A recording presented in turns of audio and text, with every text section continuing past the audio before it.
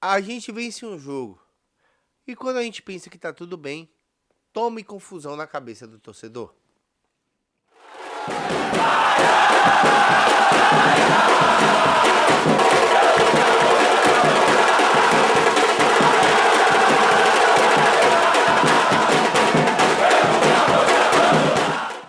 Fala galera do YouTube, beleza? Faltando 2 dias pro meu aniversário, falta um pouco mais de 50 inscritos pra gente bater a meta de 16 mil inscritos. Você pode, por favor, me dar esse presente de aniversário? Então, por favor, tem um botão vermelho de inscrever-se. Deixe o seu like, clique no sininho para não perder nenhuma notificação e vamos tratar de falar da confusão da vez no Bahia. Parece que tudo conspira para o mal daqueles que odeiam o Bahia e que querem um pouco de confusão para poder apimentar os seus dias chatos de verão. Pois bem, o Bahia ganhou do Doce Mel ontem 1-0 e aí solta a sua escalação com essa seguinte pérola que eu vou colocar aqui embaixo agora. Em relação ao atacante Cleison, o clube segue aguardando o desenrolar do inquérito policial e o atleta, em comum acordo, será preservado da partida. Bom, o Bahia escreveu isso sobre o atleta. E aí o jogo vai, o Bahia vence por 1-0, a gente vai ver a fala de Guto Ferreira a seguir. E o técnico diz algo ao contrário do que o clube disse ou algo diferente do que o clube disse. O clube disse A, o técnico disse B. O clube disse, o Bahia segue aguardando o desenrolar do inquérito policial e o atleta, em comum acordo, será preservado da partida. Guto diz, há um imbróglio financeiro e por isso ele não está sendo relacionado. Mas, contudo, todavia, entretanto, a gente conta com ele que tem sido extremamente profissional. Vocês vão ver na entrevista. E eu vou deixar logo a entrevista para vocês verem a entrevista, é a penúltima pergunta. E aí eu volto para poder conversar com vocês um pouco mais. Vamos lá, entrevista com o técnico Guto Ferreira. Primeira pergunta de Marcos Valença e Douglas Santana. Guto, o Bahia encerrou o time de transição e virou um elenco só. Por que o banco de reservas não teve mais opções no jogo de hoje? A situação de Série B, o que é fornecido em termos de CBF, né? São 20 passagens de jogadores, e então a gente já vai se acostumando em formar o banco com, no caso, 9 jogadores, né? Então vai ser um habitual. Jogos dentro de casa, nós vamos ter que poder, de repente, entrar com 23. Mas nesse momento, se a gente trouxesse 3 a mais, a gente ficaria sem elenco para treinar Maranhão, Rodaliga, Mugni, Bahia, entre outros, que estão no grupo. E muitas vezes o menino viria só para compor, fazer o número. Então nós optamos por deixar nessa situação lá e esse sentimento de estar no banco da equipe nós vamos deixar para as próximas partidas, quando a gente tiver mais estruturado enquanto elenco em cima das competições. Ulisses Gama. Guto, parabéns pelo resultado. O Bahia sofreu para conseguir marcar o gol que deu os 3 pontos. O início de temporada é uma boa justificativa para o desempenho ou você concorda que o time poderia ser mais efetivo? Olha, a gente pode direcionar a desculpa para N direções, né? Mas eu não estou querendo colocar como desculpa nada. Eu estou querendo mostrar que existem processos, situação de remontagem de equipe, situação de pré-temporada, situação de jogar contra uma equipe bem organizada defensivamente, que trocou de treinador, que contou com um treinador que procurou organizar a sua equipe para defender quase que o tempo todo, abdicando de atacar. Conseguiram 2, 3 ataques na partida toda em erros individuais nossos, não em situações criadas por eles. E se a gente tivesse tido a felicidade de botar para dentro pelo menos 3 bolas que o goleiro, o Baú, que jogou na base do Bahia, fez. Aliás, a defesa que ele fez no lance do Marco Antônio no primeiro tempo, um defesaço, digno de elogios. A bola do Jonathan já havia sido uma defesa bastante difícil, né? Então, tudo isso soma para o resultado ter sido magro. Nós temos que evoluir muito. A gente está longe do que a gente quer, né? Mas se você colocar que para muitos desses jogadores foi a estreia no ano, né? O modelo de jogo da equipe foi uma estreia, então tem essa situação mental também. Eu acho que a vitória, no caso o triunfo, foi importante e foi um passo bom dado nesse momento, né? Para que a gente possa, aos poucos, ir nos organizando e buscando triunfos mais efetivos. Manuel Nascimento. Guto, o que falar das estreias dos laterais de Djalma e Jonathan e de Rezende? Eu acho que Djalma e Jonathan, no primeiro tempo, foram os diferenciais da equipe, criando muitas chances efetivas, marcando dentro do que o adversário ofereceu, marcando muito bem e chegando em boas condições. Tanto é que eu falei agora há pouco do lance do Jonathan cara a cara com o goleiro, já tinha feito antes um lance muito, muito bom também, onde ele foi cruzar para trás e aí houve o corte da defesa adversária, uma situação que, se a bola passa, fatalmente a gente teria feito o gol. E o Djalma também, um jogador bastante lúcido, transita bem, é técnico, tem boa batida na bola, 2 jogadores que vão contribuir bastante e, lógico, tende a evoluir. E o Rezende mostrou algumas características suas, né, que é a mobilidade dentro de campo, ocupa bem os espaços, passada larga, um jogador tranquilo com a bola, não se livra da bola por qualquer coisa, tem boa visão, está sempre focado na partida, fez alguns desarmes muito importantes, deu equilíbrio no meio de campo junto com o Patrick, né? Então, eu acho que também fez uma estreia boa em cima das situações. Del Machado. Guto, boa noite. Gostaria que você falasse do desempenho dessa nova equipe e se já é o desenho da equipe para a temporada 2022 ou ainda falta muito. É uma possibilidade em termos de desenho, né? Como surgirão outros desenhos também em cima de utilização. Por exemplo, no final do jogo, nós já utilizamos outra formação, outro desenho tático, né? Que nós tiramos o Daniel, trouxemos o Raí para dentro, botamos o Cirino e o Ronaldo, só que o Ronaldo não jogou aberto. O Ronaldo jogou enfiado como um segundo atacante junto com o Cirino.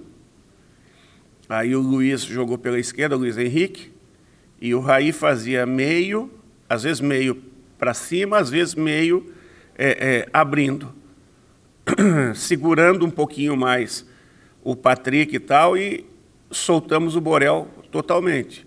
Então, é mais um desenho em cima de características dos jogadores que vai se formando, né?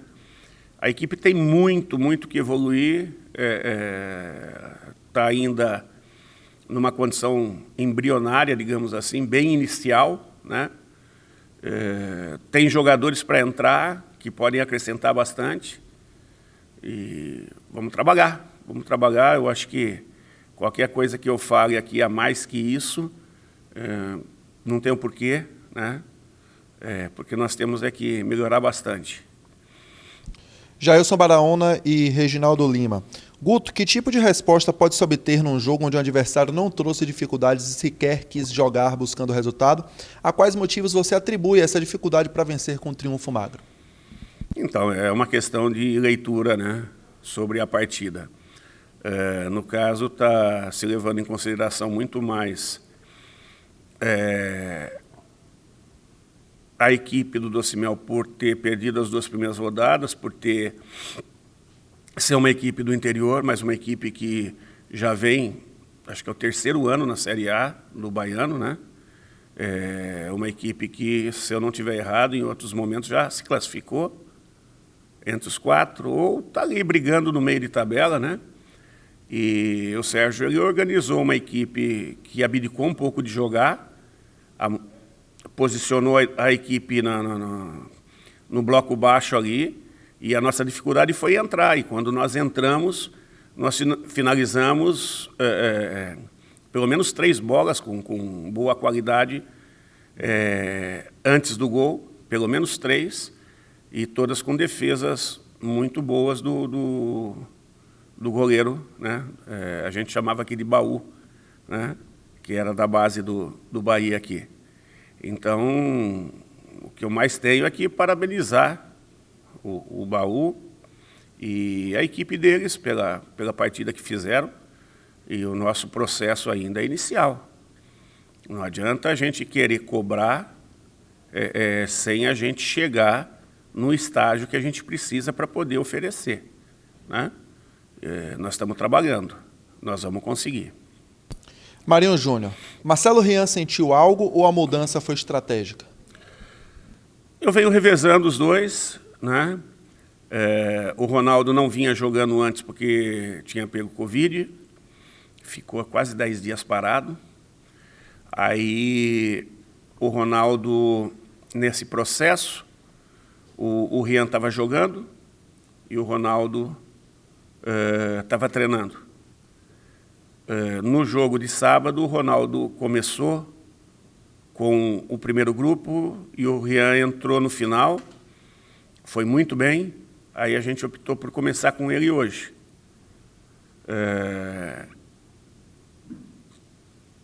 Em termos táticos, faltou algumas coisinhas que nós vamos conversando, normal, para um menino que está começando. Ele vem fazendo apresentações importantes. Você vê que, sob o nosso comando esse ano, entre amistosos e partidas oficiais, ele já fez 4 gols. Ah, mas um de pênalti. Os outros não foi de pênalti, não. Foi com a bola rolando.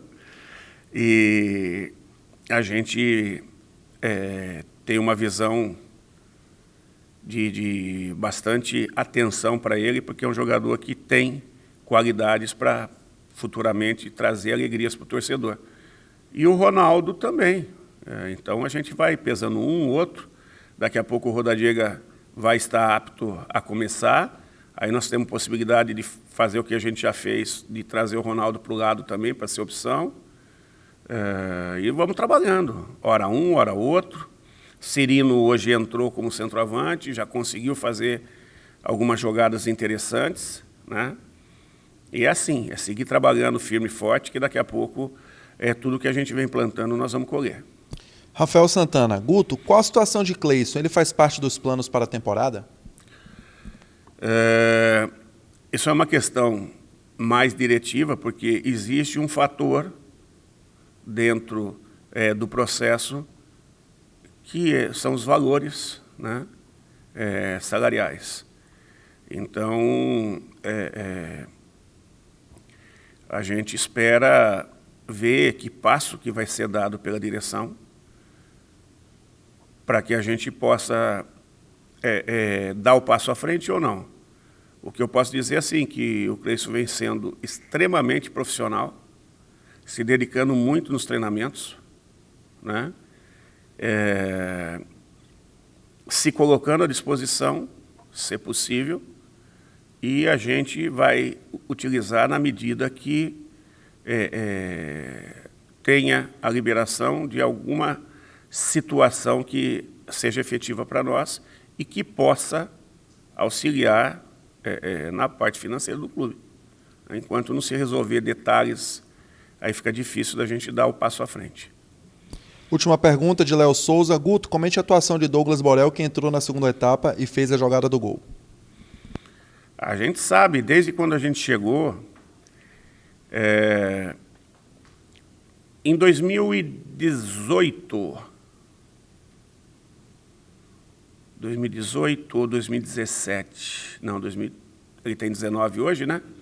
2018, quando eu vim para o Bahia pela segunda vez, eu conheci Borel, chegando no infantil com 15 anos de idade. Com 15 anos de idade, ele já vinha treinar, fazer alguns treinos, completando treinos do profissional, com uma desenvoltura muito, muito boa. É um menino cabeça muito boa, muito focado. A gente chegou ano passado, tanto é que a gente colocou ele em um jogo, né, mas o momento não era de entrada dele ainda, e agora o momento é de crescimento. O momento é de crescimento. É um jogador talentoso, 19 anos, ainda tem muita coisa para ser corrigido, para ser acertado, mas tem algumas virtudes importantíssimas que eu tenho certeza que vai ajudar demais a nossa equipe e pode trazer muitas alegrias para o torcedor. Eu concordo com diversos pontos da entrevista de Guto. Acho que foi bem coerente a parte técnica, tática, as análises, foi bacana de ver. Claro que o Bahia não está pronto, é óbvio que não está pronto, e a gente vai precisar melhorar esse elenco durante o campeonato que estão se rolando e durante também a Copa do Nordeste. Contudo, todavia, entretanto, eu acho que cada um deveria ficar no seu quadrado.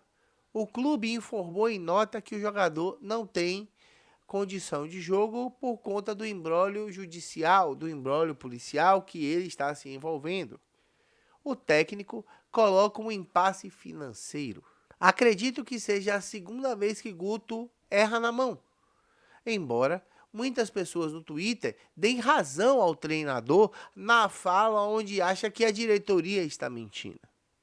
O Bahia tem se enrolado um pouco ou muito na sua comunicação, apagando respostas do Twitter, onde o print é eterno, dando respostas enviesadas, criando uma certa resistência, fazendo artes com qualidades um pouco duvidosas. Não que eu faça artes excelentes, a arte desse vídeo deve ter uma porcaria. Mas eu fico pensando no seguinte: até quando a gente vai ter que conviver com esse desencontro de informações? O técnico falar uma coisa e a assessoria de comunicação do clube falar outra, e essas coisas elas serem totalmente divergentes. Até quando o torcedor do Bahia vai ter que lidar com esse tipo de conflito e com esse tipo de informação e sim a certeza de quem está certo? O clube ou o técnico? Quem está certo? Qual é a verdade? De certo que casos que nem o de Cleison já foram, ora, perdoados, no caso de Gadu, que agrediu a sua companheira, e no caso, condenados, no caso de Jean, que agrediu a sua companheira. E isso torna o Bahia muito dúbio nas suas ações. O que é que o Bahia vai fazer?